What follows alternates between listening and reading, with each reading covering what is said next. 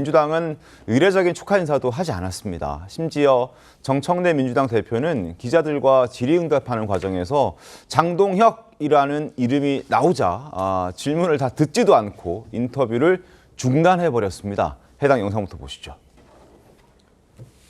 정치적 현안이 될 수 있겠지만 국민의힘 장동혁 대표가 선출이 됐는데 당선 축하의 말도 건네기가 어렵다. 저희는 이제 앞으로 나아가겠습니다.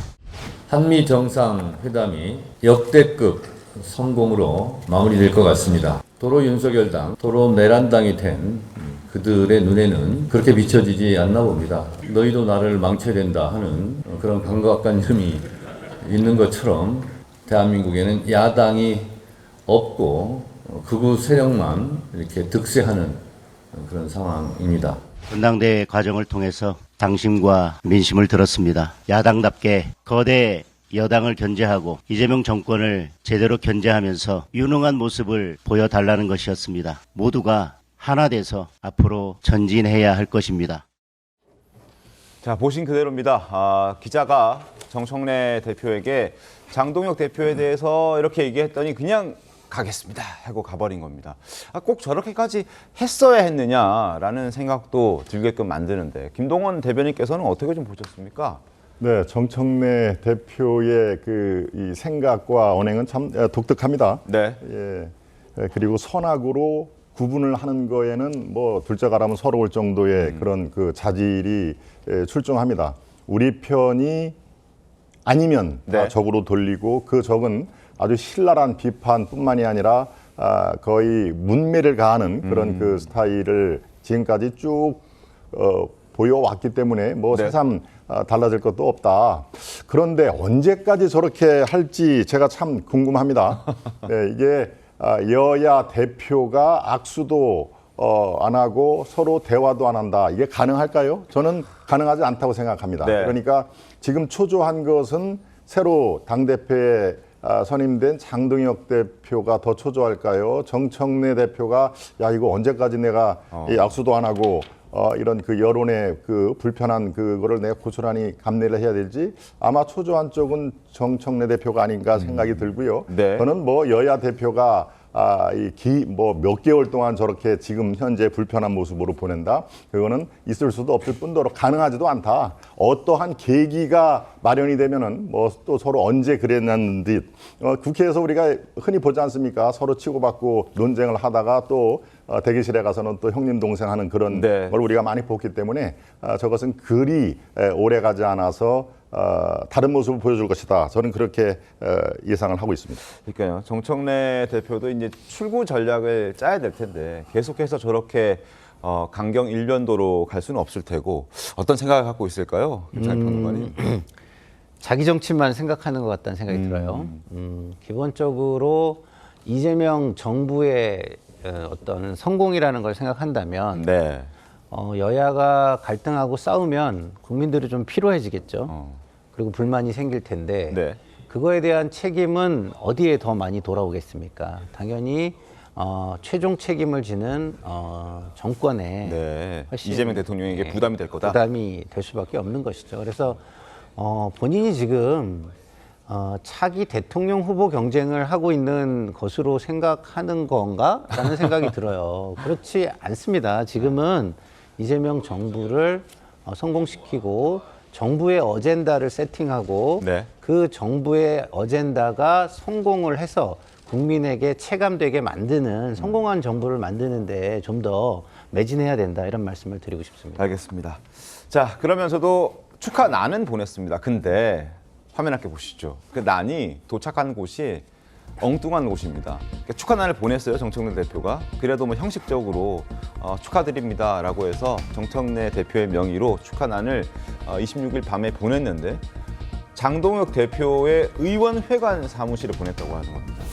자, 장동혁 대표는 이제 당대표가 됐고 장동혁 대표가 근무하는 곳도 국회 본청에 당대표실이 있습니다. 그럼 축하를 제대로 하려면 당연히 장동혁 대표가 근무하는 당 대표실로 축하난을 보내야 할 텐데 그러지 않고 따로 떨어져 있는 국회의원회관 장동혁 의원 사무실로 보냈다는 거죠.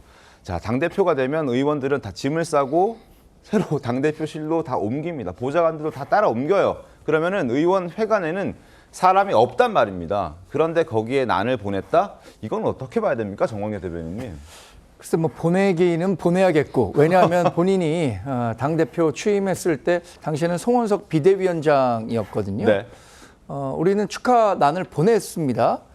그러니까 본인도 받았으니까 네. 그에 상응하는 조치로 보내긴 보내야겠는데 모르겠습니다. 이 실무진이 의도적으로 약간의 이 소심한 불만의 의사 표현을 한 건지는 모르겠습니다만 국민의힘도 정청래 의원 회관에 의원실로 보낸 건 아니죠? 대표실로 보냈죠. 그렇죠.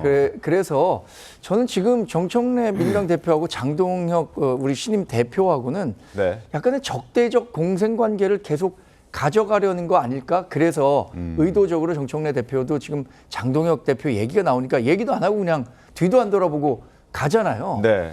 뭐 정청래 민주당 대표로서는 이런 행보를 보이는 것이 본인을 뽑아줬던 강성 지지층 또 본인이 앞으로 민주당을 운영하는 데 있어서도 훨씬 더 도움이 되는 정책보다라고 판단했기 때문에 그렇게 하지 않았습니까? 저도 그 앞서 말씀하신 것처럼 정치가 복원돼야 되는데 네. 정치 복원에 대한 생각은 전혀 갖고 있는 것 같지 않습니다. 자, 장동혁, 정청래, 강대강으로 두 사람이 만났다라는 평가들이 나오고 있는데 과거 법사위에서 만난 적이 있습니다. 지난해 얼마 안 되지도 않았습니다. 그때는 두 사람이 조금 마음이 통하는 듯한 모습도 연출이 됐었습니다. 그때 모습 잠깐 보시죠.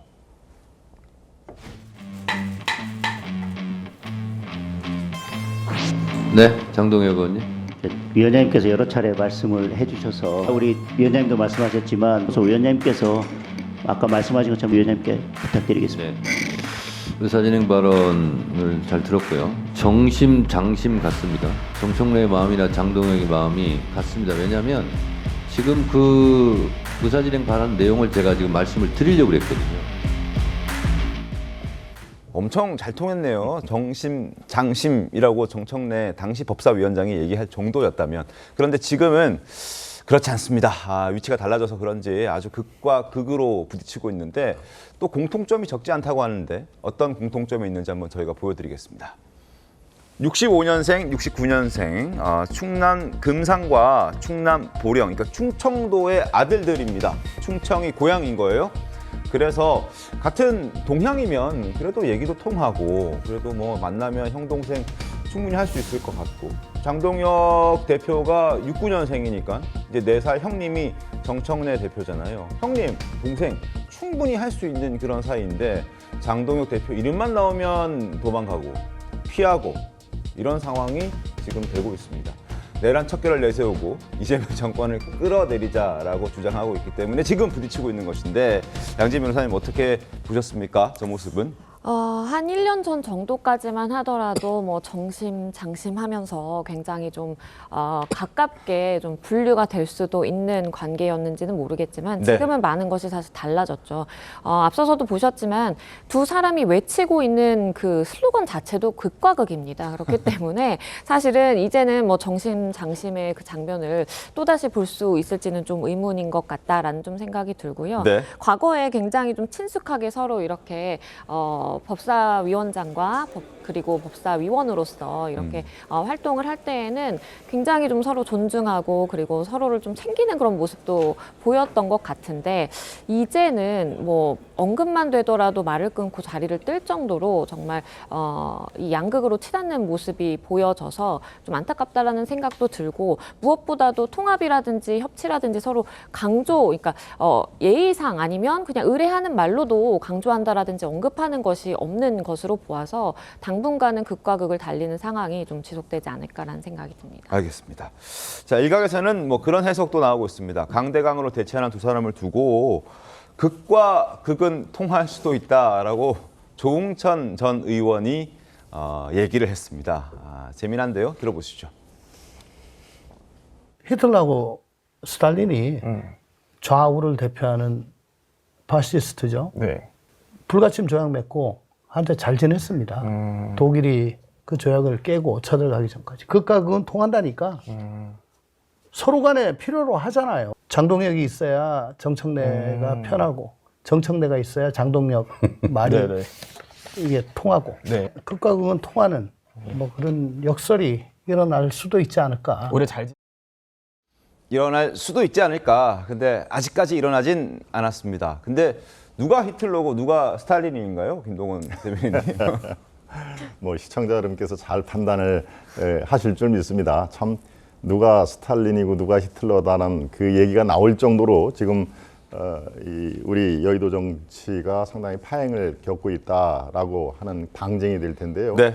저는 그 정청래 대표의 얘기를 대표 취임 이전부터 쭉 주시를 하는데 정 대표가 가장 많이 하는 그 단어가 딱 두 개입니다. 시청자 여러분 뭐 짐작을 하시겠지만 내란 정당이라는 얘기를 입에 달고 삽니다. 네. 또 이른바 이제 장동혁 대표 새로운 리더십으로 탈바꿈된 국민의힘 전당대회 때부터 또 극우 세력이란 말을 더 자주 쓰는 네. 내란 정당과 극우 세력은 거의 뭐 정청래 대표 입에서 마치 모터 달린 입처럼 계속 자동으로 나오는 그런 얘기인데요.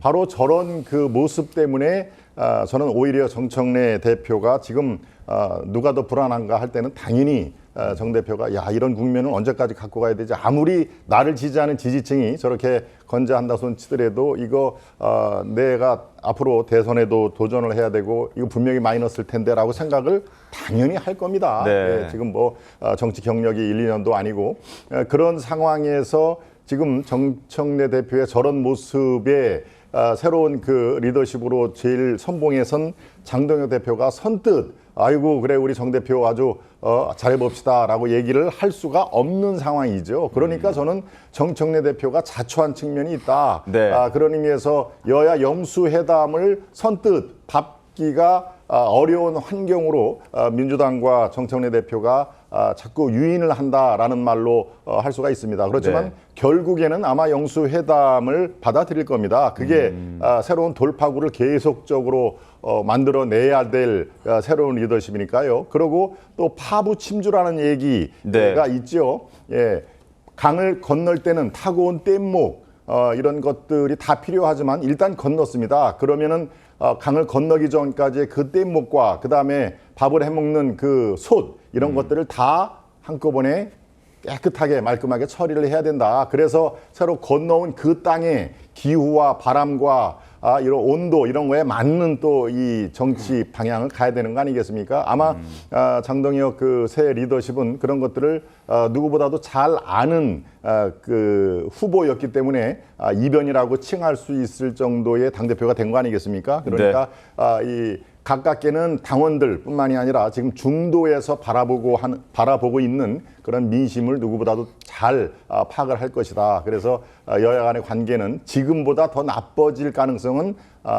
그렇지 않을 가능성보다 별로 없다. 좋아질 가능성에 시청자 여러분께서 관심을 갖고 지켜봐 주시길 바랍니다.